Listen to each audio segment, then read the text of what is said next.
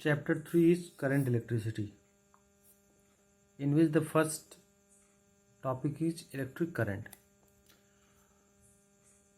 So electric current means, what is current?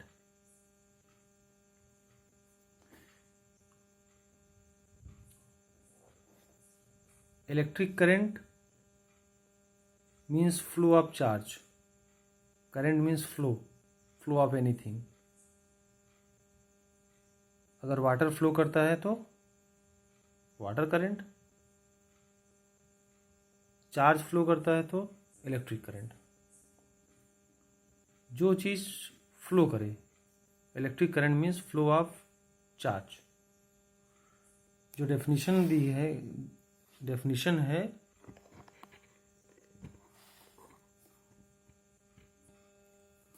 according to definition, electric current I is rate of flow of charge. Rate means time divided by time.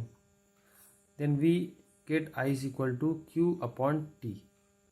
This is basic definition and basic formula of electric current. I is equal to Q upon T, where Q is number of charge which is equal to N into E. So Q is number of charge divided by time. Rate of flow of charge is equal to electric current. So, and more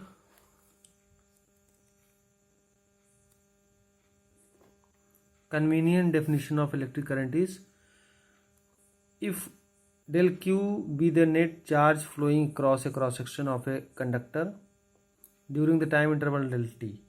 delta Q charge flow करता है delta T time में, then current at the time T across the cross section of the conductor is defined as the value of the ratio of delta Q to delta T. Delta Q और delta T का जो ratio होता है which is known as electric current when delta T tends to zero. ये definition वाला formula है। I is equal to limit delta T tends to zero del q upon del t, which is written as I equal to d q upon d t, जिसको कि हम d q upon d t लिखते हैं। Simple formula में लगाना है तो I equal to q upon t. ठीक है, ये तीनों फार्मूला है, I equal to q upon t, del q upon del T, D q upon d T. ठीक है, तो जैसे कोई भी क्लोज सर्किट है और वहाँ पर एक लोड लगा हुआ है, एक क्लोज सर्किट है और एक हमने बैटरी उससे लगा दी है और हमने यहाँ पर एक की लगा दी है, तो चार्जेस हमेशा पॉजिटिव टर्मिनल से निकलते हैं।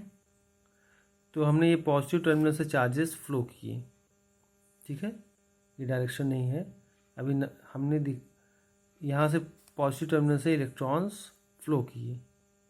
ठीक है, यहाँ पर जाकर इलेक्ट्रॉन्स वर्क करते हैं। वर्क करने का मतलब, अगर यहाँ बल्ब है तो बल्ब को जला देंगे, या मोटर लगा है तो मोटर को घुमा देंगे, या जो भी फ़ैन है तो फ़ैन को चला देंगे, मतलब उसी को मोटर को चला देंगे, और फिर वर्क करते हुए ये माइनस टर्मिनल में चले जाते हैं, क्योंकि ये पॉजिटिव से निकलते हैं।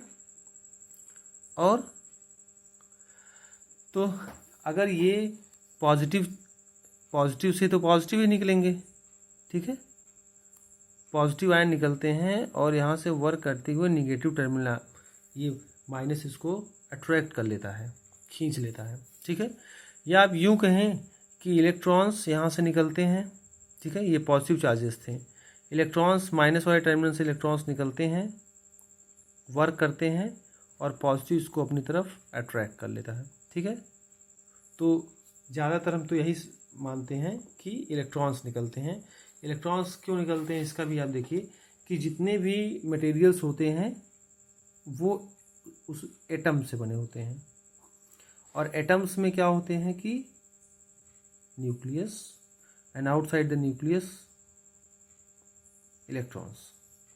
Electrons are moving around the nucleus. These are electrons these two are electrons, and nucleus is made up of protons and neutrons. Protons and neutrons.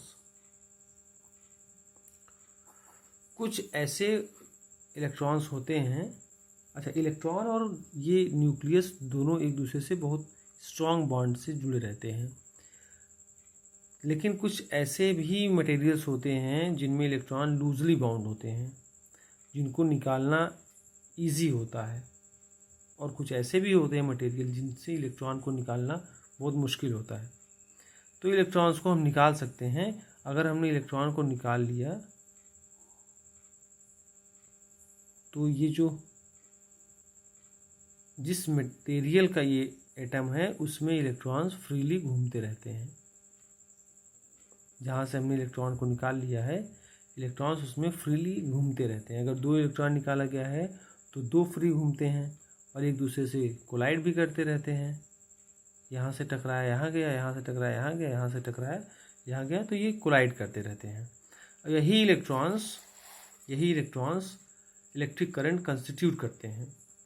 जो फ्री इलेक्ट्रॉन्स होते हैं दे मेक इलेक्ट्रिक करंट। तो electric current जो होता है वो electrons यहाँ से निकलते हैं और जाते हैं, वर्क करते हैं, फिर यहाँ पर आ जाते हैं। तो ये पूरा एक करंट, एक सर्किट पूरा क्लोज होता है और ये करंट बनाते हैं। ठीक है, तो मान लीजिए यहीं से ये रेजिस्टेंस है, यहाँ पर बल्ब लगा है, जो भी लगा है, इलेक्ट्रॉन्स कितने पास कर रहे हैं, चार्जेस कितने पास कर रहे हैं पर यूनिट टाइम, वही इलेक्ट्रिक करंट होगा। चार्जेस अपॉन टाइम, तो यहाँ से जितने चार्जेस क्रॉस कर रहे हैं पर सेकेंड, वही इलेक्ट्रिक करंट होगा। ठीक है, और डिटेल में हम आगे अभी पढ़ते हैं। इसका एसआई यूनिट, अब इसका एसआई यूनिट जो होता है करंट का वो होता है एम्पियर। ठीक है, एम्पियर का मतलब क्यू का एसआई यूनिट होता है कूलम और टी का होता है second, coulomb upon second which is known as ampere. ठीक है, एम्पियर वाज ए साइंटिस्ट। तो एसआई यूनिट इसका हो गया। ये क्वांटिटी कैसी होती है, फिजिकल क्वांटिटी है, तो ये होती है स्केलर क्वांटिटी। 2 होती है, एक वेक्टर एक स्केलर। जिसमें डायरेक्शन होता है वो वेक्टर नहीं होती है तो स्केलर। इलेक्ट्रिक करंट में डायरेक्शन होती है फिर भी ये स्केलर है। क्यों? क्योंकि ये वेक्टर के रूल्स को फॉलो नहीं करती है। ठीक है, वेक्टर के रूल्स को फॉलो नहीं करती है, मतलब अगर ये 3 एम्पियर की करंट इधर से आ रही है, 2 एम्पियर की करंट इधर से आ रही है, तो ये मिलकर 5 एम्पियर की करंट हो जाएगी। और अगर ऐसे ही यहाँ से 3 एम्पियर की करंट आ रही है, यहाँ से 2 एम्पियर करंट आ रही है, तो भी ये 5 एम्पियर करंट हो जाएगी, जो कि वेक्टर एडिशन के अगेंस्ट है। क्योंकि वेक्टर एडिशन में एंगल मायने रखता है, दोनों के बीच का एंगल अलग अलग है, फिर भी रिजल्टेंट सेम आ रहा है, इसलिए वेक्टर एडिशन को फॉलो नहीं करती है। तो हम कहेंगे कि क्वांटिटी कैसी है, स्केलर क्वांटिटी है। इसमें फिर भी देखिए, समझिए कि इसमें मैग्नीट्यूड भी होता है और डायरेक्शन भी होती है, फिर भी ये स्केलर क्वांटिटी है, क्योंकि वेक्टर के एडिशन या वेक्टर के रूल्स को फॉलो नहीं करता है। डायरेक्शन ऑफ करंट, अब इसमें करंट की डायरेक्शन क्या होगी कि इलेक्ट्रॉन्स यहाँ से माइनस टर्मिनल से निकल कर ये फ्लो करते हुए पॉजिटिव टर्मिनल में आ गए और बीच में इन्होंने वर्क किया इलेक्ट्रॉन्स ने। तो डायरेक्शन क्या होगी, डायरेक्शन ऑफ करंट। अब देखिए, डायरेक्शन ऑफ करंट को बताया गया है, ये कन्वेंशन है कि a current arrow is drawn in the direction in which positive charge carriers would move. Positive charge carriers, देखिए इधर से निकले थे निगेटिव, इधर से निकले थे निगेटिव, इधर से निकले थे पॉजिटिव। तो पॉजिटिव चार्जेस जिस डायरेक्शन में मूव करते हैं वही डायरेक्शन होती है इलेक्ट्रिक करंट की। ये होती है इलेक्ट्रिक करंट की डायरेक्शन। पॉजिटिव से पॉजिटिव आयंस निकल रहे हैं और जिधर की तरफ पॉजिटिव जैसे से जा रहे हैं वही डायरेक्शन होगी इलेक्ट्रिक करंट की। ठीक है, तो देखिए कि a current arrow is drawn in the direction in which positive charge carriers would move even if the actual charge carriers are negative। Actual charge carrier जो होते हैं जिसकी वजह से एक्चुअली करंट फ्लो करता है वो निगेटिवली होते हैं and move in the opposite direction. ठीक है, ये करंट की अपोजिट डायरेक्शन में फ्लो करते हैं। फिर से समझ लीजिए इस बात को कि ये अगर एक सर्किट है और ये रेजिस्टेंस है, यहाँ पर हमने एक बैटरी लगा दिया है, तो पॉजिटिव से ये नेगेटिव टर्मिनल, ये पॉजिटिव, पॉजिटिव की डायरेक्शन में हम करंट की डायरेक्शन को बनाते हैं पॉजिटिव की तरफ से, जबकि जो करंट फ्लो करता है वो इलेक्ट्रॉन की वजह से करता है। जो इलेक्ट्रॉन फ्री हो जाते हैं उन इलेक्ट्रॉन्स की वजह से इलेक्ट्रिक करंट फ्लो करता है। लेकिन फिर भी हमने बनाया है, तो मतलब कि जो इलेक्ट्रॉन्स फ्लो करते हैं इलेक्ट्रिक करंट की डायरेक्शन के अपोजिट फ्लो करते हैं, या आप कह लीजिए कि जो करंट की डायरेक्शन होती है वो फ्लो ऑफ चार्ज के अपोजिट होती है। चार्ज जिस डायरेक्शन में फ्लो करेगा इलेक्ट्रिक करंट ठीक उसके अपोजिट डायरेक्शन में फ्लो करेगी। ये बस पहले शुरू से ही ये मान लिया गया है, इसलिए हम उसको मानते हुए आ रहे हैं। ठीक है, इसमें और कोई लॉजिक नहीं है कि ऐसा क्यों होता है। ऐसा इसलिए होता है क्योंकि हम इसको पहले से ही ऐसे मानते चले आ रहे हैं। ठीक है, नेक्स्ट टॉपिक है electric current in conductors. Conductors में इलेक्ट्रिक करंट कैसे फ्लो करते हैं। In atoms and molecules the negatively charged electrons and positively charged nuclei are bound to each other and are thus not free to move. वही फिर बात की, जो positive charge होते हैं, पॉजिटिव आयंस जो होते हैं और नेगेटिवली चार्ज जो होते हैं, ये दोनों एक दूसरे से बहुत टाइटली बाउंड होते हैं and they are not free to move, और ये फ्री नहीं होते हैं मूव करने के लिए। In some materials, the electrons will bound and not accelerate even if an electric field is applied. देखिए, इलेक्ट्रिक फील्ड जो होता है वो पॉजिटिव से निगेटिव डायरेक्शन की तरफ इलेक्ट्रिक फील्ड अप्लाई हो जाता है। तो इलेक्ट्रिक फील्ड क्रिएट होता है पॉजिटिव से निगेटिव की तरफ। और अगर एक इलेक्ट्रॉन है और हमने इलेक्ट्रिक फील्ड अप्लाई कर दिया तो वो एक डायरेक्शन में बन जाता है। जैसे कि यहाँ पर हमने इलेक्ट्रॉन जो है अगर यहाँ से रिमूव कर गया तो इलेक्ट्रॉन इसमें रैंडमली मूव करता रहता है, किसी डायरेक्शन में भी मूव करता रहता है। अगर एक इलेक्ट्रॉन रिलीज हुआ, दो रिलीज हुआ है तो वो भी किसी भी डायरेक्शन में वो कंटिन्यूसली वो मूव करते रहते हैं। लेकिन अगर हम एक एक्सटर्नल इलेक्ट्रिक फील्ड बाहर से लगा दें तो ये हो जाएगा पॉजिटिव और ये हो जाएगा निगेटिव। इलेक्ट्रिक फील्ड पॉजिटिव से निगेटिव की तरफ हमने अगर लगा दिया तो सभी के सभी इलेक्ट्रॉन पर एक एक्सटर्नल फोर्स लगता है। इलेक्ट्रिक फील्ड लगाने की वजह से क्या होता है कि फोर्स लगता है, तो फोर्स लगता है तो सभी के सभी इलेक्ट्रॉन अरेंज हो जाते हैं, एक मैनर में अरेंज हो जाते हैं, इस डायरेक्शन में ऐसे अरेंज हो जाते हैं। ठीक है,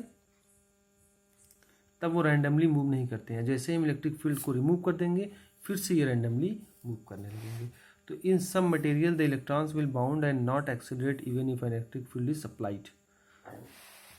कुछ ऐसे मटेरियल्स होते हैं कि ये अपना इलेक्ट्रॉन छोड़ते ही नहीं हैं, चाहे हम जितना भी इलेक्ट्रिक फील्ड एक्सटर्नल लगा दें। ठीक है, वो मटेरियल जो इलेक्ट्रिक करंट को पास नहीं कराते हैं, तो उसमें आप कितना भी इलेक्ट्रिक फील्ड लगा दीजिए लेकिन वो अपना इलेक्ट्रॉन नहीं छोड़ते हैं।